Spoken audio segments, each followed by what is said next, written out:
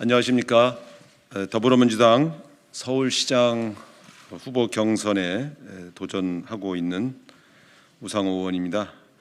오늘부터 제가 준비한 정책공약 발표회를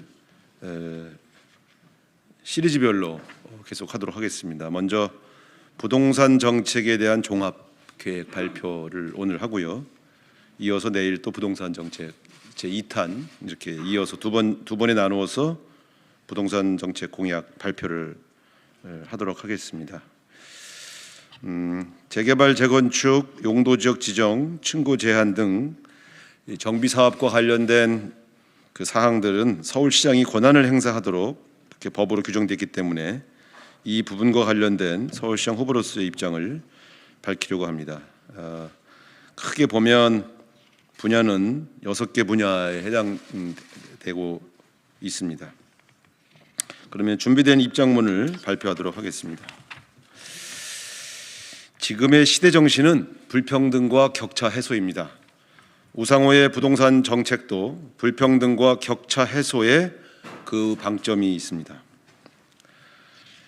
가진 자와 집 없는 자의 격차가 늘어나고 있습니다. 다주택자들은 수십억씩 시세 차익을 누리고 집 없는 서민들은 살고 싶어도 살기 어려운 서울이 되고 있습니다. 비정상입니다. 바꿔야 합니다. 서울에는 지하층에 사는 26만 가구, 옥탑방과 고시원에 살고 있는 20만 가구 등 기본적 거주권에도 미치지 못하는 생활을 하고 있는 사람들에 대한 정부의 역할이 그 어느 때보다 필요한 시점입니다. 오르는 전셋값에 잠을 이루지 못하는 가장의 한숨을 닦아주고 아르바이트에서 월세 내기도 버거운 청년의 눈물을 닦아주고 싶습니다. 어렵고 힘든 서울 시민의 삶 끝까지 지키겠습니다. 살고 싶고 살기 쉬운 서울로 탈바꿈 시키겠습니다. 먼저 공공주택 공급 분야입니다. 무엇보다 살고 싶고 살기 쉬운 서울을 위해 공공주택 보급에 집중하겠습니다. 싱가포르 75%, 오스트리아 빈 40% 등 해외의 대부분의 나라는 25% 이상의 공공주택을 보유하고 있어 주택 안정화가 정착이 된 상태입니다. 그런데 우리나라는 아직까지 그런데 서울은 아직까지 공공주택 비율이 8% 정도입니다. 부끄러운 부분입니다.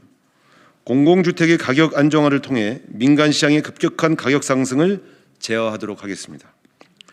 건설형, 매입형, 민간 협력형 등 다양한 방식을 적용하여 대규모 공공주택을 확보하겠습니다. 입지 또한 강변북로 올림픽대로, 철도, 주차장, 주민센터 등 활용 가능한 모든 부지를 활용하겠습니다. 역세권 고밀도 개발을 통한 공공주택 확보에도 힘을 기울이겠습니다. 공공주택의 평수도 10평, 20평, 30평 등 다양한 수요 계층에 맞게끔 공급하도록 하겠습니다. 그래서 잠깐 국민의힘 후보들 주장을 대비를 좀 해봐서 말씀을 드리겠습니다. 국민의힘 후보들은 강남 아파트 등의 재건축 규제를 풀어 민간 아파트를 대량 공급해야만 부동산 안정화를 가져올 수 있다고 주장합니다. 재건축을 통해 대량 공급이 가능하고 이에 따라 집값이 잡힌다는 논리는 허구일 뿐입니다. 먼저 공급 확대 효과 면에서 점검을 해보면 지난 15년간 민간 주도형 재건축 재개발을 통해서 주택 공급을 한 총 순증 신규 물량은 약 12만 호에 그칩니다. 1년간 1만 호도 증가하지 않았다는 뜻입니다. 두 번째, 집값 안정 면에서도 민간 분양은 고분양가, 주변 집값 상승을 일으키는 효과를 많이 만들어냈습니다. 규제 해제를 통해서 민간 아파트를 공급하는 경우는 결국 타는 불에 기름을 붓는 격인 것이 확인되어 왔습니다. 서울 주택 공급 정책의 목적은 중산층과 서민들이 부담 가능한 주택이 부족한 문제가 핵심인 것입니다. 그래서 살고 싶고 살기 쉬운 공공주택 보급, 즉 공공자가, 공공전세, 공공임대 등 자신의 처지에 맞는 부담 가능한 다양한 공공주택을 공급해야만 집값 안정, 주거 안정을 가져올 수 있습니다. 다음은 정비산업 분야에 대한 저희 정책을 말씀드리겠습니다. 낙후 지역의 재개발은 속도감 있게 추진하겠습니다. 다만 투기 수요를 근절할 수 있는 방안을 강구하도록 하겠습니다. 이미 다주택자 규제가 시행되어 외지인의 거래가 제한되고 있지만 필요시에는 토지거래 허가구역으로 지정하여 투기 수요에 대한 행정적 제재 방안도 강구하겠습니다. 원주민과 실수요자에게 혜택이 돌아가도록 제도적 장치를 강구하겠습니다. 공공재개발도 활성화되도록 내실 있는 제도화를 강구하겠습니다. 최근 서울 시내 70여 곳이 공공재개발을 신청하였습니다. 공공과 민간의 이익 배분에 대한 기준을 마련하여 실거주자들이 실질적으로 도움이 되도록 하겠습니다. 재건축과 관련하여서는 정부에서 추진하고 있는 개발이익 환수 및 소형주택 확보를 전제로 로또 분양 없는 재건축 추진을 좀 더 유연하게 검토하겠습니다. 특히 오래되고 낙후된 강북 지역의 아파트 재건축은 적극적으로 검토하겠습니다. 다음 세 번째는 지원 방식 분야입니다.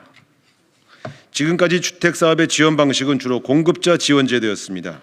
국민주택기금이나 도시주택기금을 임대주택 공급자에게 저금리로 장기 융자해주는 방식이 국가가 지원하는 대표적인 공급자 지원의 사례입니다. 유럽에서도 초기에는 공급자를 직접 지원하여 임대주택을 확보하는 방식을 선호하였으나 임대주택의 낙인 효과와 슬럼화 등 문제점이 도출되어 최근에는 수요자 지원 방식으로 서민주거의 지원 방식을 바꾸는 추세입니다. 공공임대주택 입주 자격에 해당하지 못하지만 주거 지원이 필요한 사각지대 세대는 다양한 방식의 금융 지원을 확대해 나가겠습니다. 현재 서울시에서 실행 중인 신혼부부 임차 보증금 이자 지원, 청년 임차 보증금 이자 지원, 청년 월세 지원, 주택 바우처 등을 대폭 확대하여 다양한 수요자들이 쉽게 지원받을 수 있도록 하겠습니다. 네 번째는 도시재생 분야입니다.